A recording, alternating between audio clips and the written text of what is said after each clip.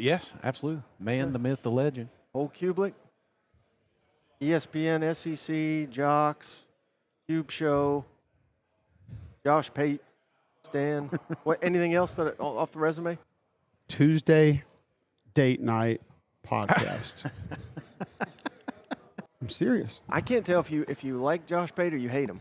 I got nothing for him. Tuesday date night podcast. There it is. Go to Apple Podcasts or Spotify. My wife and I are going to do a podcast every week. What are you guys going to talk about? Where we go on our Tuesday date night that we started about 2.5 years ago. And honestly, just life relationship stuff. Maybe some kid stuff, parenting stuff. Like, who knows? That's cool, man. It'll be fun, though. Yeah. I feel like episode 1 just dropped, and I feel like we've gotten good feedback so far. So I tried to get my wife to do one of those murder mysteries, kind of like this. I thought, hey, she can do all the research. like to partake in one? No, not just to talk about it. Because she's one of those that just hits you. Like, did you hear about this or somebody got murdered over here? And I was like, this would I'm be. going to tell you one right now that you may not want to listen to. I've got it fired up because I just listened to it. I just started yesterday. Devil in the Desert, right there. That thing. What happens to the guy in the first episode? Free plug for them. I don't even know who does it, but it's wild. That's one of our sponsors. Wild. Yeah. You'll be about 10 minutes in and say, like, all right, I got to see how this goes. Where this Doing goes. it. That's awesome. Yeah, it's crazy. It's about a guy who owns a weed shop in California. Yeah. And, they can't put their money in banks. Right. So a lot of cash floating around in that business. So is this based off a true story or is it? Yeah. All right. So they interviewed the girl was also involved. Like it's nuts. Just go listen to it. I will. Actually, it's only nuts now, but yeah. This took. You didn't think murder would be talked about today, did you? I'm trying to see where I can pivot from this. But When you listen to it, and if you remember that line, honestly, you will laugh for about 5 minutes. How low do we rank on the podcast you least want to do at Media Days every year? Probably tiers, right? Like 1 to 5, 5 being the lowest. I'm trying to think if there's one that I would rather do than you guys, because I don't think there is. Seriously. Paul's told us we're pretty low on the list. Yeah. We usually don't get him toward the end of the week. Well, Paul also gets, let's be real, Paul gets mostly bullshit questions. So he probably enjoys doing these shows where all it is inflammatory stuff. Like, let's see how scorched earth we can get him to go. Like, they're not asking him to break down A&M's offensive line. So he probably does enjoy it. And he knows you guys are just filled with stupidity, so why would he enjoy coming up here with you guys? I enjoy the stupidity, actually. So I'm all for it. Last time I saw you, it was in Columbia. That's right. You were there. Yeah. What would that be? Well, if he walks to the front row. He's texting me, and I was like, I'm gonna come say hey. And the people don't understand about Mizzou. It's so weird. Like, they have a track around the field, and then they have this grass embankment, and so he walks down the stairs, which it's the easiest box. He takes up the whole aisle. So, so I was like, I'm gonna come up there and say hey. So I walk up the grass embankment, and it's anywhere you go. Like, he even gets close. He's like, no, sir. No, sir. I'm like, no one's storming the field here, guy. He damn sure ain't storming the field. Yeah. I'm not sure he could get to it. Like, calm down. We're just saying hello to one another. It's okay. Like, wow. Yeah, he came out of nowhere. Oh, I'm surprised man. I didn't get tased. You may have made it to the field then. You rolled down that embankment. I was not getting down there because it's pretty steep from It the is, stairs. yeah. And I was a little like, nervous walking up there. I was like, man, if I fall, it's in front of all these people Dude. right here. It's like a competitive game. That's not going to be a good look. As soon as I get 40, I judge grassy knolls. I'm like, I can't do that. I can't do that. And if I do stairs sometimes, it's sometimes a double step now. The deceleration is what begins to really scare you when you get older. Like, Yeah. my kids will go full speed down like a concrete hill, like run. I'm like, oh, no. It doesn't bother them, but like, we know we have to slow down at some point, and that's a really scary thought. Like, if I stumble, The out of control run is all never the way good. down. Yes, absolutely. It's a little different deal. Have you had a more random person than Cousin Shane, run into you like that at a game? Well, I try not to give too many randoms my cell phones where they can text me during a game and ask me to come speak to them. We'll tweet it out. No, I don't think so. I mean, I get a lot of folks yelling at me in the stand. Not a lot. That's actually sounded really bad. It's not. It's an occasional one or two. But depending on where it is, it's either friendly or unfriendly. Like there's one stadium in the league that I still have things thrown at me on a regular occasion, but that's okay. It's fine. Did you see when they plastered him on the video board? I did. That's what made me know he was there. Speaking of plastered, buddy, I was pretty plastered by the time we I got didn't feel like you were in that bad of shape. That's how I knew he was there because they put him up there, and I was like, "What?" And so I texted him like, "Where are you? I'll come say hello." Yeah, was there a genuine pop in the stadium when that happened? No, they didn't even know who I was. Because you told me there I don't think it was during the game, was it? Was it before the game? It was in a quarter, like between commercial break type deal, third quarter. Yeah, it was a little down when they did it. So yeah, They asked where I was prior to, and they said, "Hey, what section you're going to be in?" I was expecting the video, and then they found a better picture, I guess, and I was like, "We're not going to put his ass on there." that game was insane, by the way. Oh, dude, I can imagine. You had the perfect spot. Yeah, for that's it a too. game that like no one will talk about at this event. That probably should be. The amount of just stupid things that happened in that game, that was fun. It was one of the wildest games, and there were several Mizzou fans in front that left after OU scored, and then I was like, "Oh, dang, they missed a good one," you know. I mean, we had like 2 pick sixes on both sides, and then like a weird 3 and out that shouldn't have happened to give the opportunity for another team to score. Like that was just, I can't remember all the details, but that was bonkers. Yeah, it reminds me a lot of the Tennessee-Arkansas stumble. It's like that couldn't happen any better, you know, and it felt like that was it was gift wrapped for Mizzou. Missouri was dead like 4 times in that game. And then it's like, okay, well, maybe. Like a block kick, they're back in it. Pick 6, they're back in it. Wow, okay. Oh, no, pick 6, they're not back in it. Oh, no, the onside kick, whatever it was. Oh, yeah, it was awesome. It was an awesome game. How hard is that to work a game like that when it does suck for 3 quarters? Because I remember, I'm trying to think of the game, but I think it was like I just know it had something to do with Lane Kiffin. It was like Arkansas, Ole Miss. I remember a lot of people got mad at you because I don't remember the context, but I think the score was like 60-10. Oh, the game in which I enraged the fans? They were mad that I didn't say anything to enrage the fans, but other people on the broadcast did, and they thought that I did? Yeah. Yeah, I think that was about 784 yards of offense by one team. I mean, They'll do it right. That's got to be impossible to make that entertaining, though. Yeah, 42-6 when you're giving up 700. I mean, I don't know where you want us to go with that, but sure. I mean, I guess next time we'll just break down the left guard and left tackle's double team for a 2-yard loss. See how that went. And I remember another one. I think it was Brandon Walker was mad at you because you were eating like a bloomin' onion or something, and he missed a punt. That was a bowl game. He was probably mad that Ole Miss was even in that game. Yeah, people get mad when I eat during games. McElroy gets mad. Why? He's like, "You're eating a donut burger on the sideline? Like, be a grown-up." They offered me a donut burger from the fair that was across the street. Am I going to turn that down? Exactly. No. I got to see how that tastes. By the way, it was good. I would have never asked for that. But after having it, yeah, it was delightful. It knocks out everything. Breakfast, lunch, dinner, dessert. Like, you get it all in one bite. It's pretty good. I don't know if you could tell. We like to eat. The Blue and Onion thing was a bowl game sponsored by Outback. Yeah. Like, it was COVID. I was in the stands doing the game. What did y'all want me to do? Like, I don't remember that. Yell at Lane from the, "Hey, coach!" Like, hey! He was 13 yards away from me at best at any point in that game. Did they still have didn't they have cardboard cutouts at one point? Remember that? I remember they were charging people. You could put your face on it so you could be in the stands. You remember how stupid that was? Oh, yeah. I think that was Truist that was doing that. Humping noise in the there. team that's not in Atlanta that claims to be in Atlanta. But I was going to ask you, when you go, is there anywhere around the SEC where, like, you're going to Oxford or you're going to Starkville, wherever it is, where you're like, God, I'm looking forward to a meal somewhere? Is there a top tier for you anywhere around the conference? I could probably give you a place everywhere we go. Like Oxford for sure. John Currance's restaurants, like Big Bad Breakfast, City Grocery, always amazing. We have to go to Tony's in Lexington. Jeff Ruby's in Lexington is great too. I'll get in trouble if I don't say that. But Tony's is our spot. They have this sweet potato dish that is like, keep going. It's not mashed sweet potatoes. It's whipped sweet potatoes. So it's like on the brink of being creamy, but it's not. Yeah. And they put a mushroom brick. I'm not mushroom, marshmallow brick in that thing. I mean, it's at least that big, and it just melts.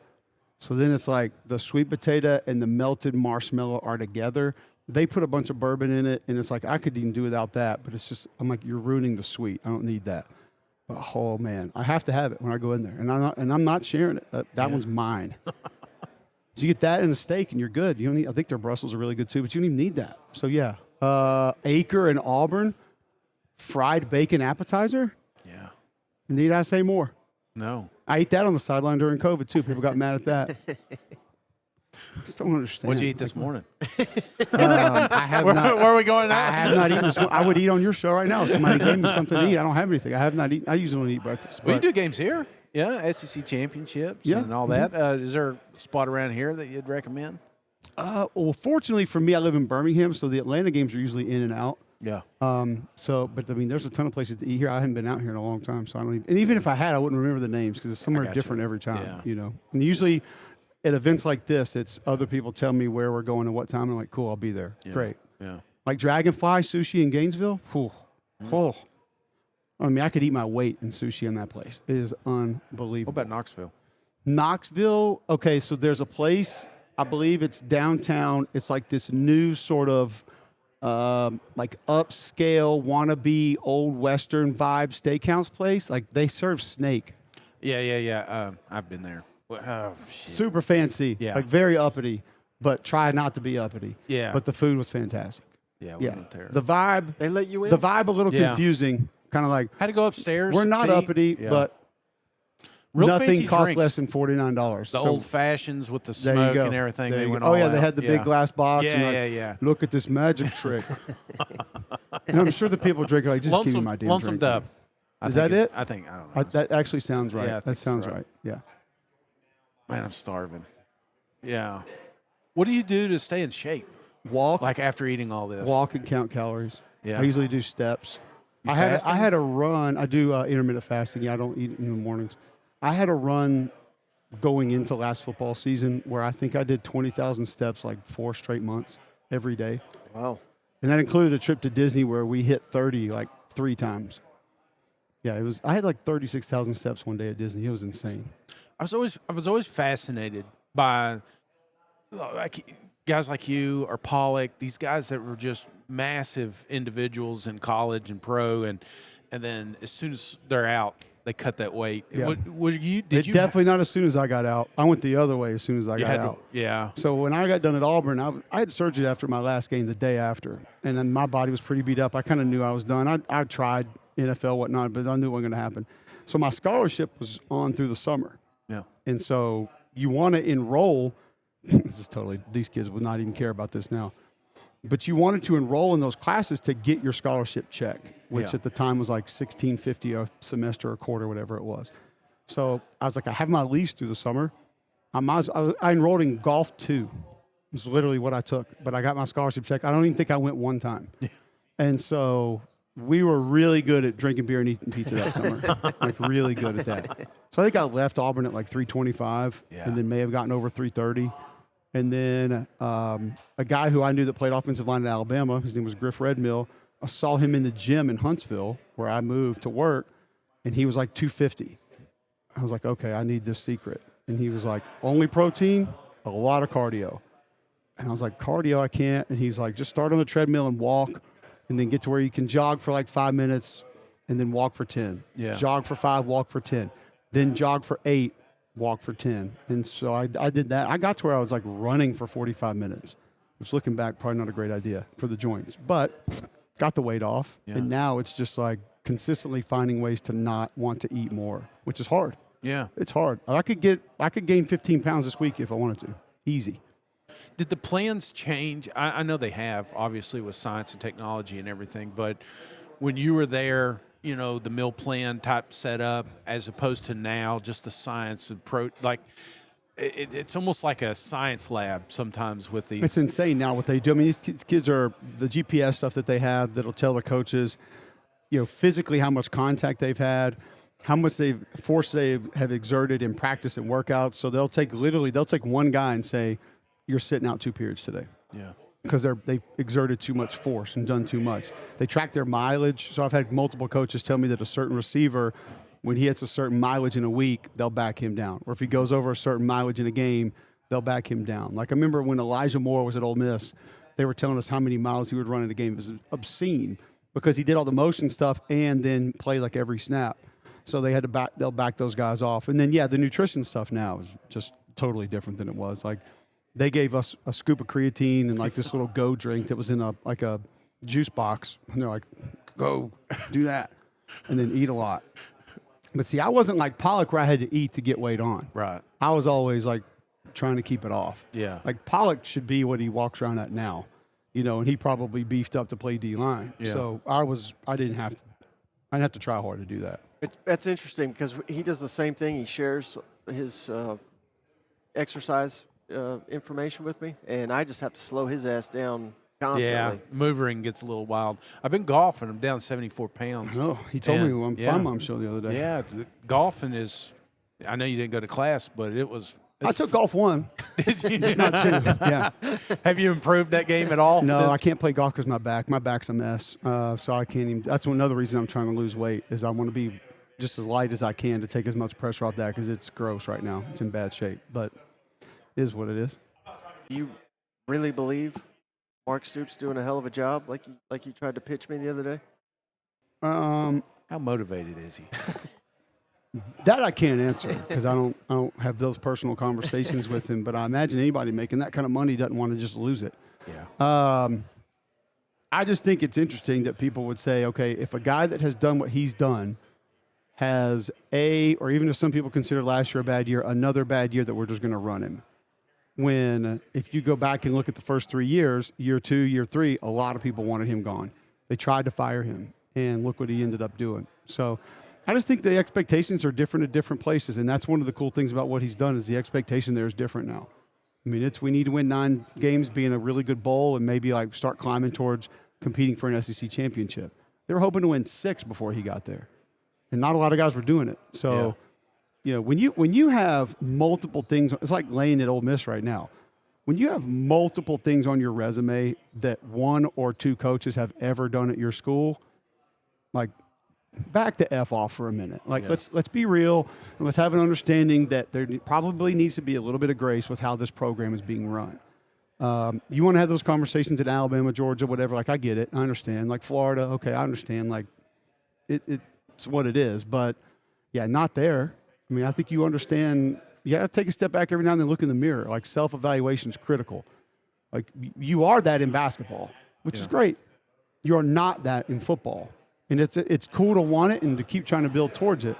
But because a guy has, some injuries and some transfers and recruiting may not go the right way and all of a sudden he's not doing exactly what he did 4 years ago, you don't just automatically say you're out. So that's my opinion on it. And how hard is it to set expectations? But I understand you're trying to be the next Feinbaum and you want to fire everybody, and that's cool. Like I'm trying to get these guys paid. I mean, sorry for. They're paid now. I know, but by the way, they get paid a lot when they get fired. We asked on my show this morning. I wasn't sure. I was like, because Jimbo came up in his money, and I was like, you know what we never saw? We never saw like how this is going to be paid out. Right. Like usually it's like Gus Malzahn will get $236,000 a month on the 15th of the month for the next 18 years. So a friend of mine knows, and he texted me and told me. So 77.6 buyout, 19.4, 25% lump sum within 60 days of termination. So the termination was by January 11th, 2024. The remaining 58.2 paid out annually in installments through 2031. Every August 4th. No, I'm joking. And that's what, probably somewhere like 7.5. So he got 19.4 today, and then once a month until 2031, he's going to get between 7 and 9 million. I think I'd be all right. I think I could. Yeah, exactly. What is he doing? I could make it. Who cares? He's living on a ranch. Yeah. He wants to ranches, plural. Ranches. He wants to do media. He does like some guest spots on SiriusXM, and I'm like, Coach, no, you don't. Maybe we can get him on here. No, you don't. If you could get in touch with him, he'd probably do it. I don't think he would. I think you would. I got to ask you a lineman question before you get out of here. If you were to tell me, because your name got brought up earlier when we're talking about potentially some of the best defensive line units in the country. If you're looking at this conference, who do you think has the best defensive line as a unit, and who are you worried about the most? Oklahoma's the best. Yeah. I think they're the deepest inside. They have versatility. They have quick, speedy, twitchy edge rushers. Now, that doesn't mean, when you say that, that doesn't mean that every guy they have is a first-round draft pick. Mm-hmm. But I think the depth inside, it's like when we were here a year ago and I was talking about South Carolina, and everybody's like, they don't have a top 5 D-line in the league. I was like, well, they got 3, maybe 4 proven D tackles that have been B-plus in this league for multiple years. Like, I'll take that. And so would Georgia and so would Bama. And they don't have it right now. Yeah. LSU sure as hell didn't have that last year at this time. Oklahoma's got that inside right now. And our Mason Thomas off the edge can get it. Like, I think it's easily Oklahoma right now. Mm-hmm. Who am I worried about from a D-line perspective? Probably Mississippi State would be one. Kentucky might be another. Because Kentucky, and they actually have a couple guys back, but the guys they have back just consistently have not done what they can do. Any surprise teams, though? Like maybe somebody, let's say top tier, top half projecting, and you're looking at that defensive line, you're saying, hey, this could be a problem. If on the good side or bad side? On the good side. Tennessee. No, I'm on the bad side. I apologize. Oh. Well, Tennessee's one that people don't talk enough about. I think everybody thinks that, you're speed rusher left, so you're not going to be good. They still got guys. Yeah. They just don't have 3 waves like last year, but they still have 1 good wave and like a half of another really good wave. Florida's going to be fine with Banks. I think they're in good shape. I mean, I'll say this about LSU. Like, they're still not LSU. And I think we could probably say that about the big 3. Like, I'll call them, Georgia, Alabama, LSU. Yeah. And maybe that's part of our problem is, and how can we not compare it to what they've had? Mm-hmm. Everybody's telling me that LSU's fine at running back. Well, 5-star coming in. Well, I hadn't seen him play college football, so I'm sorry. Yeah. But like, I know what LSU looked like at running back a lot of times in the last 20 years has been really good, and I don't think it's going to be that. Yeah. Like, I don't think Georgia's D-line is super scary. Bama's is not super scary. Now, Texas has the best pair of edge guys maybe in the nation. Trey Moore, Colin Simmons, whew, that's a great place to start. Like, that'll solve a lot of your problems right there. And then you put Hill behind them as maybe the best off-the-ball linebacker in the nation. They'll be all right. And see, everybody said that about Texas last year. They're like, well, you're losing these 2, Tavondre Sweat's gone and Byron Murphy's gone, so y'all are going to be terrible inside. And they figured it out and made it work. So I'm not worried about Texas just because they're so good on the edges. Yeah. All right, Cole. Last thing. All our SEC media coverage is brought to you by MyBookie this year. So a shout out to our sponsor. We're looking for a bold take. I know you're not a bold taker, so this could be a cold take. You got any kind of cold take, bold take, whatever you want to call it, for anybody in the SEC? So let's think about my biggest question this week is middle of the pack. Who separates and who goes backwards? I think the harder question is who goes backwards. Because, like, Vandy's not going backwards. The whole defense is back. They have maybe the most underrated running back in the league. Pavia's back. You added some good pieces on that offensive line. I don't think Florida goes backwards. I don't think Oklahoma's going backwards, which they weren't great last year anyway, but they're not going to go backwards. Everybody thinks South Carolina's going backwards, and I'll say this will be my cold take.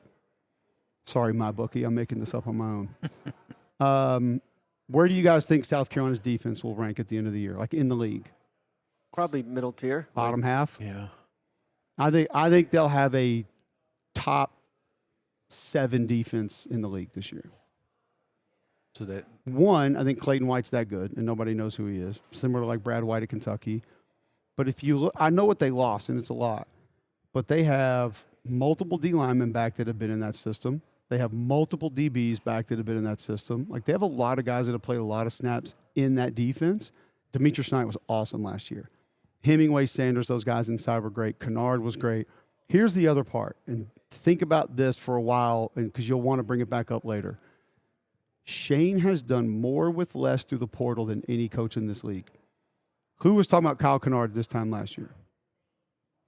Not anyone I know. Nobody. No. Joshua Simon, you could make an argument that Joshua Simon, the tight end at South Carolina last year, was the damn MVP of the team. because he made big catches at big moments almost every week, and he blocked his rear end off. Now, he wasn't the MVP, but I'm saying, like, you could put him in that discussion, and some people in Columbia would be like, yeah, probably. Nobody talking about Mario Anderson at running back a couple years ago. Was like a D3 guy. Nick Gargiulo, they went to the Ivy League and got him. He started almost every game at center, like was a good player. Demetrius Knight, linebacker, just got drafted from Charlotte. I didn't know who the hell he was last year. So, like, there's going to be 2 or 3 guys for South Carolina that are transferring in that none of us are talking about. And at the end of the year, we'll be like, that guy's a pretty damn good football player. He does it every year. And I don't know how he does it. I don't know where he gets them. I don't know how he scouts them different from everybody else, but, like, it just works. Yeah. So I think they'll have a couple of those guys on defense. They got a big D tackle that's here today that redshirted that didn't play last year. He was kind of dinged up and then saw the other guys that were there. I think he'll help. I mean, you got to go get a linebacker that signed with Bama and transferred to Florida State. Like, he's got the ability. So you just got to get him right. And he could end up being great, Murphy. So I think he's another one. You said it's struggling to see who's stepping back, though. I would give you 2 candidates. I'm just curious what you think about this. Ole Miss and Tennessee. And, again, I agree with everything you said. Tennessee will go backwards. Yeah, just because, I mean, hell, they made the playoff. But here's the thing. This is what frustrates me about SEC fans. So the whole Nico thing goes down, right? And everybody applauds it, which was, I did too. It was the right thing to do. But if you're going to applaud that as a Tennessee fan and you're going to sit there and say, yes, don't take it anymore, put your foot down, show them who's boss, you also have to be willing to say, we might win 8 games this year. Just because the next guy is not going to be as physically capable as that young man was. Bottom line. And yes, he made some poor decisions and he had some bad reads last year, but if we're talking physical tools, like Joey Aguilar is on Neptune compared to Nico being on Earth last year. And I think Joey Aguilar is a tough little quarterback. Like, he's good, he's a scrappy kid. Like, he's got a decent arm. I don't know the fit in that system, what it'll look like. And the offensive line is not good. There's another one. There's 5-star so-and-so coming in, 4-star this guy coming in. Great. That's great for 2 years from now, but not right now. That offensive line went downhill towards the end of the year, but they played pretty good most of the year last year. And then, like, I'll give Austin Price credit for this. Like, I asked him about Dylan Sampson on the show the other day, and he rattled off all the running backs that have been good under Josh Heupel, and I was like, you know what? You got a point there. I may be overstating Dylan Sampson's importance, but I saw how Dylan Sampson pressed the line of scrimmage and rode his blocks and made guys right a lot of times that where not a lot of backs do that. Mm-hmm. So I think he was really good. And when I say go backwards, I don't think they're winning 4 games. I just don't think they're going to be in the playoffs. So, yeah, that's a good one. Ole Miss is interesting. The defensive front will not be close to the same. That's when I should have said when you asked that question I should have said Ole Miss's D-line is concerning. Because it's just flat out, number one, baseline talent, ability, ceiling, not even close to last year. You have a whole new secondary, which they may end up being better. And Pete has shown you, like Trey Amos last year, he brings him in, like he made him good in his system. I think DBs, he'll be fine. But Greg loves Austin Simmons. And I think he's got a chance. The receivers, it's a bunch of new guys, but they're bringing in some guys that can play. Running back has been a weird commodity for like 3 years now, but if Logan Diggs is healthy, that dude can bang, man. Like, Logan Diggs can play. I remember asking Denbrock a couple of years ago, we had the LSU Florida game, the one that won Jaden the Heisman. And we were sitting there meeting with him, and I was like, Mike, seriously, this Diggs kid gets the ball like 3 times a game, and all he does is hammer people. Like, do you sit back sometimes and say, like, I need to force feed him the ball at times? And he sat back and he said, you know what? You're right. Because I had him at Notre Dame, and I got him like, he is really good. He's like, but then I look out there and I see 8, and then I look over there and I see 13, and then I see what my quarterback can do, and I'm like, yeah, we don't need to give him the ball. and he was right, actually, in that instance. So Ole Miss is an interesting one because I put him in that middle of the pack of I could see him winning 10, I could see him winning 7. Yeah. But I don't think the offensive line I don't think is going to be great, and they'll sit there and tell you it was great last year, not the people in the facility, the people in the stands. I mean, literally, we're talking about this team at the end of the year, the Florida game. Jackson Dart sucks. He's getting annihilated every time he drops back. Yeah. Like, every throw, he's getting driven into the dirt on a regular. And I'm like, how do y'all think he's good? That group is good in front of him. I love Jackson Dart. Jackson Dart's awesome. But, like, he was getting pummeled on almost every snap with no time to drop and operate in the pocket. So the offensive line would be a big concern. But here's what I think about Austin Simmons. Whether he's super talented, great or not, ask yourself this honestly. When was the last time we went into a season and we were worried about quarterback with Lane? Because the answer is never. Never. No. It doesn't matter. It was like Matt Corral going to have to be the guy? Oh, okay, we got this kid transferring in. Like, oh, Alabama's putting a running back at quarterback. He only goes and throws for like 3,500 yards. I mean, Lane will figure quarterback out. Right. Like, seriously, that is not a concern for me. Now, if he gets knocked out of the game, that might be a little bit of a different deal. Right. Great point on the Ole Miss D-line. I should have said that. Now I know the rest of the week, if somebody says whose D-line is concerning, Ole Miss is the answer. And yes, Tennessee will go backwards, but just not like – I guess when I say go backwards, I mean from the middle of the SEC pack that I look at right now and be behind that group. Mm-hmm. So if we have the frontline teams, let's say it ends up being Texas, Georgia, Bama, LSU, and they're all in contention for the playoff, and those are the teams we look at and say they're really good. Mm-hmm. And then we have South Carolina, Bama, Ole Miss, or South Carolina, Auburn, Ole Miss, Florida, whoever, who's going to be behind that group? Because like Vanderbilt's in that group right now, Oklahoma's in that group right now. Who's going to be in the behind that group? Yeah. And like you said, maybe it's Kentucky, maybe it's Ole Miss. I don't know. Maybe it does end up being Vanderbilt. I just don't think it will be. I don't know who it's going to be right now. Mississippi State is there now. Yes, they are. But can they go backwards from where they were last year? Probably not. I don't think so. And I could even be convinced that Alabama or LSU falls back in that middle pack that you're talking about. I can convince you that all of them will. I mean, Texas lost a lot up front. And if all of a sudden Arch has to run for his life a little bit, because like Arch has also shown you he's not going to protect himself. Like he told us personally, he's like, my granddad calls me every week. We talk once a week.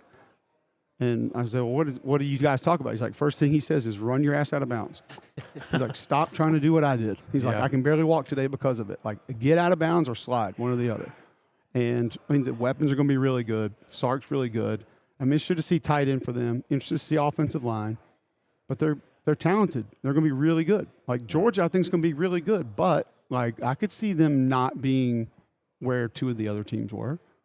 I mean, if Gunner doesn't work out and the offensive line doesn't do what I think it can do, the defense is maybe just a little bit more normal. Isn't it weird, though, that Georgia was 15th in the SEC in rushing? I didn't think I'd ever see that. And I know, there's factors. Carson Beck, relying on him. But also the way a couple games went, I think. Like, you had to kind of air it out a few times.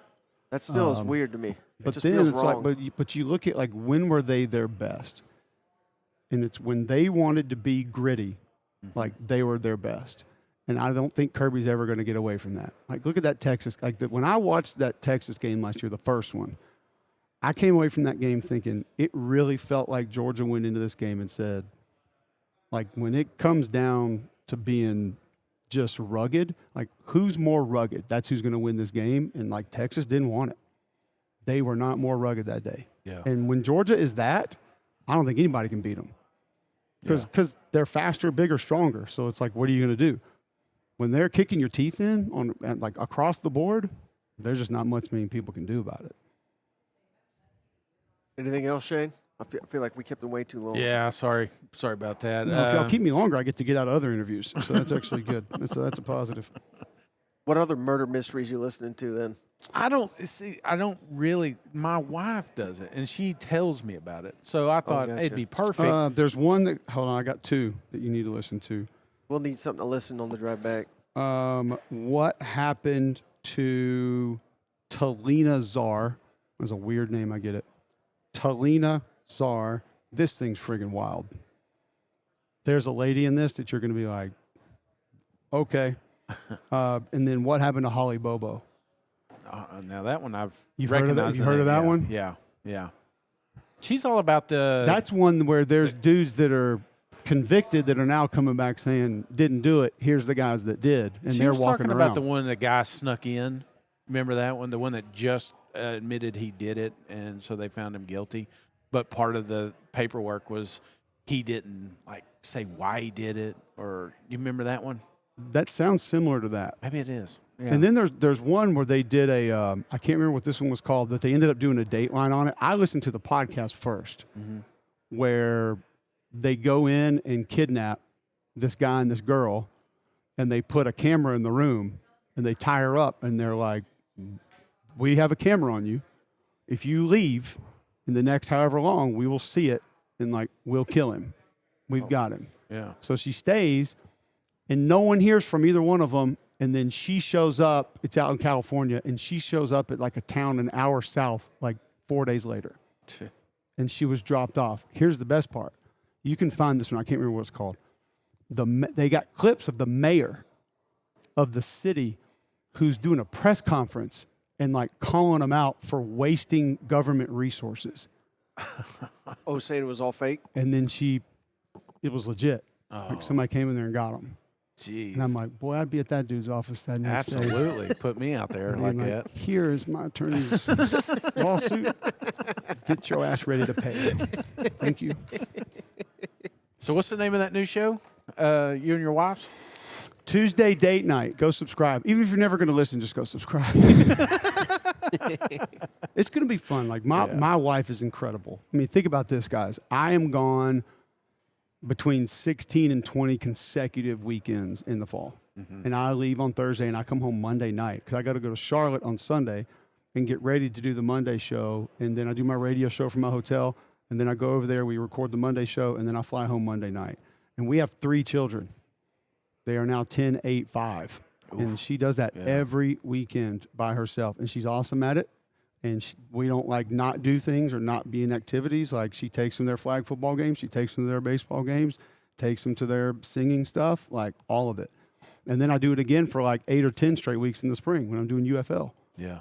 So, and then you got media days and you got other things in the studio. I got to go. I mean, like she's unbelievable. She really is. You got to have a good support staff. That's for sure. It's past support. Yeah. It's like due for. Yeah. I haven't done an expense report in like 10 years. I have no idea how much money is our bank account right now. Like I'm telling you, I don't know. I couldn't even guess. Just get an allowance each week. Like checking savings. I have a credit card, and if it gets out of hand, she tells me. She's like, "Hey, slow down." Okay, cool. But she's awesome. She really is. So we like, but I think the genesis of it was that's the only time we get to have like real conversations. And I try not to make it about my job, and I try not to make it about football. Like she said this in the first episode. She's like, the funny thing is, she's like, I talk to all these people, and they think I know all this stuff about football. She's like, that's the last thing I want to talk to you about. We don't talk, like Cole and I don't talk about football. And so we have real conversations, and some of them are super entertaining and really fun. She's like, well, you should do a podcast about this. And she was on me. And finally I was like, she must really want to do this. So we figured it out, and here we go. It's awesome. Yeah, it's cool. And we'll talk some parenting stuff and like schedule stuff and like things that come up with us and how we kind of get through it and manage it. But yeah, it's fun. She's incredible. She really is. Awesome, man. Well, I appreciate you coming on, man. Yeah. Absolutely. Who do y'all think wins the league? Bama. Of course. Play into the Georgia. Pretty bold takes. Mm-hmm. Yeah. Right. Way to step I'll out just there, pick guys. out the SEC champion for last year. I mean, I haven't thought about this because we're gonna have to make our picks at some point. I would probably. Here's the thing: we sit there and say diagnose these schedules, but like nobody has a schedule where they're going to be undefeated. I don't think. Yeah, I think Georgia, Texas, and Bama. I think they're Yeah, all, and so like all 11 I guess what I'm saying is I don't think you could take a South Carolina or a Florida or like one of these maybe teams, an Oklahoma, and say, well, it's not like Missouri or Ole Miss last year where we saw those schedules and we were like, they should be in the playoff. Yeah. Like no questions asked. And then we had the questions of, well, if they're 9-3, are they definitively in? And it ended up being a relevant question because it's like, no, there's other leagues going to look at that schedule and say, now if Georgia was or LSU was, like, yeah, y'all are in. Yeah. But South Carolina's 9-3, like probably, but not against those schedules. I don't think any of the schedules are that different this year where I would elevate them because of their schedule. So it's just out of that mix, yeah. But I mean, there's some teams that have easier roads. There's no doubt. Yeah. There's no doubt. Tennessee and Mizzou. Missouri's is still a little bit light. Yeah. So I agree 6 with home that. games and again, one of them's Alabama, but here's what's weird about this year. What has been the determining factor of choosing an SEC champion or national champion almost every other year we've done this. Like if there was one thing where you would say, well, they got that, so I think they're going to win it. Usually quarterback. Yeah. Nobody's talking about it. And like all of these teams have legitimate questions at quarterback, and why this year are we just bypassing it? Yeah. Because if this was other years, we'd be like LSU. Yeah. Like, they got the guy. Yeah. I mean, he's done it. He's that good. He's that talented. He's got weapons. Like he's the dude. Like it's LSU. Like LSU is going to win it. And this year it's kind of like, Yeah. Texas. That kid's all started what, 1 or 2 games? Georgia. He started like 2 games. But we're just not worried about it. Ty Simpson. South Carolina then. There you go. I mean, Florida. Well, It's just interesting that every other year it's been like quarterback. And now we're kind of like, well, it's not that big a deal. You know? Yeah. Do we just think all the quarterbacks are that good, that young? No, Or- I think it's just everything's so different with roster continuity, with just fair. turnover, new schedules, unbalanced schedules. There's just so much newness. I think it's impossible to predict, and we're kind of overlooking the things that we used to know. Like someone was, I think I was doing Texags, and they were asking me, how often does a Texas and I can't remember who the other one was, but I think it was LSU, where like offensive line is like somewhat of a question mark. Usually we don't overlook that. And I referenced you, and I said, well, I've been listening to Cole. He's so smart on offensive line. I don't know what the hell I'm talking about. But there's like an epidemic of poor offensive line play. Yeah. Not just To an extent, in you're college football, but I've heard even NFL people complain about it. So I don't know if that, again, offensive line, I told them I'd much rather be A&M with all their guys back, but I don't know if that's a detriment that it was in years past. What would we be saying about A&M right now if they had Lagway or Sellers? I think they'd probably be a very popular spoiler to win the SEC. Okay. Yeah. I mean, it's interesting. But I think people would be wrong because they'd be overlooking the defense, which is the defense is what killed them last year. And I think there's faith, at least personally, in Mike Elko. Oh no, the defense is not going to be bad. But they were bad But at it's like, times are you going last to year. are you going to be dominant? Yeah, and they did that to themselves. I think instead of just letting their playmakers play, they try to create things a little bit too often. It's kind of like you don't have to do all this stuff. Yeah. Like just let Nick Gordon, Shamar Stewart, and Shamar Turner just eat, and you'll be fine. And they didn't do that. So, Auburn jumped on them. Yeah. They quit running the ball against Auburn. And that was atrocious play calling. in LSU my game. opinion. They couldn't get Sellers on the ground. They should have had like 8 sacks that game. But he's That so wasn't just them incredible. though. I mean, that was multiple teams couldn't get him to the ground. Yeah. We asked his teammate here how hard it is to get him on the. He had confidence he could take him down. Here's something that might give you a little more confidence in South Carolina. Not that I'm trying to push them on anybody, but when we visited with Clayton White last year, he said, I don't have this written down. He said, but I'm pretty positive that I would put money up against this. They didn't score a touchdown in live action against us in the spring or all fall. Their own offense. The offense ended up being pretty good. Yeah.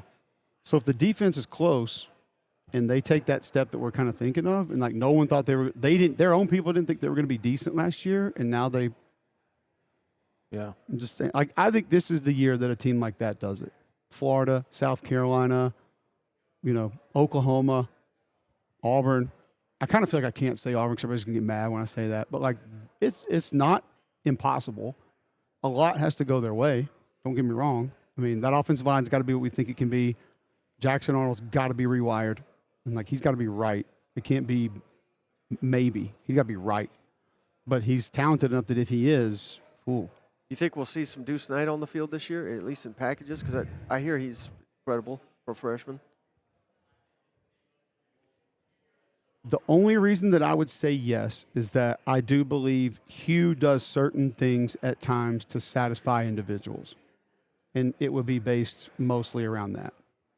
Like, okay, 21-0, we feel like we're in good shape, even if it's earlier in the game. Like, you get your series here. Or, like you said, like third, I don't even know if he's like some kind of short yardage Bo Prabula guy. I don't know.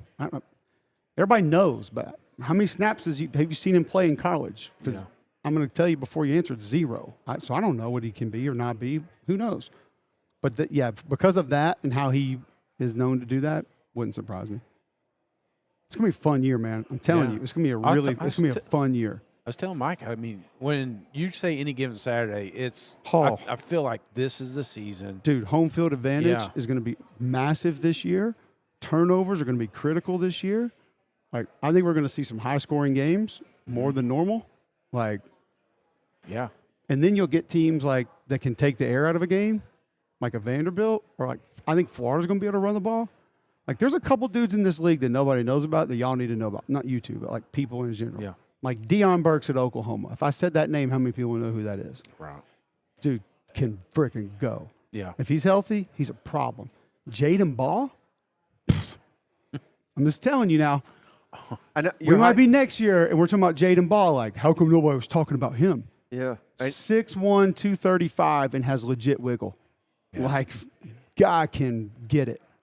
Florida might be able to take the air out of a game now. Like, they might be able to just slow it down, and there's not a damn thing you can do about it. And if that's the case, like, how many teams want to play that style game? Yeah. And you're high on Hardy, too, right, out of Missouri? I love that kid. Yeah. Yeah. First off, we haven't mentioned them. They ought to be in that category, too. Mm-hmm. Because what if Bo Prabula's really good? Yeah. We don't know if he's good or not. So I'm not going to say he's great, and I'm not going to say he's terrible. I'm going to tell you I have no idea. I've seen like the 7 plays he's played or whatever. Okay, good. He seems fine. He seems like he's got good skill. But what I do know is Caden Green's back, Connor Charleston's back, and they have, if you ask me right now, on 4th and 1, you can have one tight end to put in the game to help you get that. It's Brett effing Norfleet at Missouri. That's the guy. He does not care. And so they got a dude that you know is going to help block. They run outside zone, which was what Hardy has been running at ULM. So he gets it, he knows it, and that is a feel. Go back to Tank Bigsby at Auburn. When Harsin got there and they started running stretch play, like he would take the ball and run 100 miles an hour, like at the tackle. You can't do that. Like the play doesn't work that way. This kid knows how to do it. I mean, they bring in Nate Noel from App, and like he's a dynamo last year. But the part that nobody knows about, Kirby Moore. That guy is a badass. Like Kirby Moore is legit. There's a bunch like Clayton White, Kirby Moore, Brad White. There's a lot of coordinators in this league that don't get all the buzz that are really, really good at their jobs. Kirby is exceptional. And if their receivers are just pretty good, they might be, because they have 3 D linemen that have played a ton of football. 1 transfer from Purdue, 1 transfer from Florida, 1's been there. And you have a safety in Marvin Burks that has no regard for his body. Literally 0. Kid probably weighs maybe 200, and he will try to take you out on every play. Like the right way. I'm not saying he's dirty. Yeah. But like does not care if the kid weighs 280 or 190. Like he's going to try to blow you up. Like that defense is still going to get after you. So maybe because Missouri is in that cluster, maybe it's Missouri. And maybe the schedule, like you said, is the reason. I don't know, but that's why it's going to be such a fun year, man. Yeah. Yeah. And there's a bunch of dudes that are like flying under the radar that nobody's talking about that this time next year going to be like, nobody mentioned Deion Burks. Nobody talked about Ahmad Hardy. And then all of a sudden they're really – and that goes back to what you said about it's so different that we're not going to be able to put our finger on everything. We're not going to know everything about these teams. And then the crazier part about that is think about what it's going to be week 3 and what it's going to be week 9. Yeah. Because then you got an injury or two that changes everything. Absolutely. Who knows? Where would you put Jaden Ott in that conversation, too? Hammer. Yeah. Freaking hammer. I love Jaden Ott. Now, he's not dynamic like some of the other guys we talked about, but like 3rd and 2 Yeah. or a 4-minute drill, we need to run the game out. I'll take Jaden Ott. I love that kid. Oklahoma is strictly offensive line. That's it. If they can block people on a regular basis and they're healthy up front, they should be really good. Because the tight end they went and got is solid. Mateer, mega playmaker.